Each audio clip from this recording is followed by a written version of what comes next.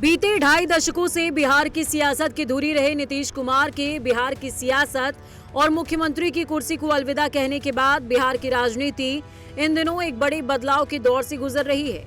बिहार में सीएम पद का पर्याय कहे जाने वाले नीतीश कुमार ने जब से बिहार को बाय बाय कहकर दिल्ली की सियासत में एंट्री का ऐलान किया, तब से जेडीयू के भीतर बेचैनी और कार्यकर्ताओं में हल्की नाराजगी का माहौल देखा जा रहा है। नीतीश कुमार की पार्टी नेताओं और कार्यकर्ताओं के साथ लगातार बैठकों का दौर चल रहा है। इस बीच उनके बेटे निशांत कुमार का राजनीति में आना तय हो गया है। निशांत कुमार के राजनीति में औपचारिक प्रवेश को लेकर तैयारियां जोरों पर हैं। बीते दिनों हुई जेडीयू विधानमंडल दल की अहम बैठक में ये तय किया गया है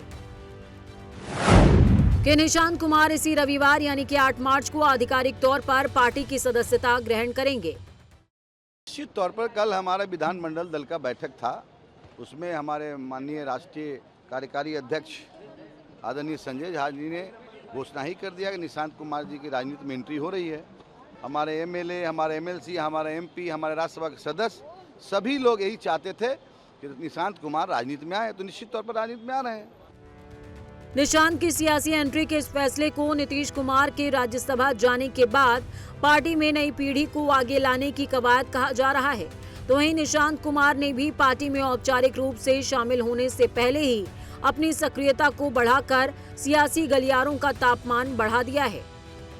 पार्टी में शामिल होने की चर्चा के बीच निशांत कुमार ने शनिवार को जेडीयू के कार्यकारी अध्यक्ष संजय झा के आवास पर पार्टी के वरिष्ठ नेताओं और युवा विधायकों के साथ बैठक की है, जो सियासत में उनकी एंट्री पर मुहर लगा रही है। एनडीए में शामिल पार्टियां भी निशांत के सियासत में आने की खबरों पर खुशी जता रही हैं। मेरा मानना है कि यही समय है, सही समय है निशांत को सत्ता की राजनीति में आने का। लेकिन हम तो इस राय के पहले से रहे हैं। हम पहला आदमी हैं जो हमने सुझाव दिया था कि निशांत को लाना चाहिए। अगर ऐसा फैसला होता है तो बिल्कुल ठीक फैसला है। कितना फायदा होगा सर, क्योंकि अब मुख्यमंत्री जा रहे हैं दिल्ली, निशांत अब बिहार की राजनीति में आएंगे। नहीं, देखिए, फायदा नुकसान की बात अभी फिलहाल उस पर आकलन करने की जरूरत नहीं है, लेकिन जनता दल यूनाइटेड के अस्तित्व के लिए आवश्यक है। अगर ऐसा होता है तो जेडीयू को फायदा होगा। निशांत कुमार के जेडीयू में शामिल होने के साथ ही राजनीतिक हलकों में इस बात की चर्चा तेजी से जोर पकड़ रही है कि क्या उन्हें बिहार का उप मुख्यमंत्री बनाया जाएगा। ये अटकलें इसलिए भी महत्वपूर्ण हैं क्योंकि ये नीतीश कुमार के राजनीतिक उत्तराधिकारी के रूप में निशांत को स्थापित करने की दिशा में एक बड़ा कदम हो सकता है।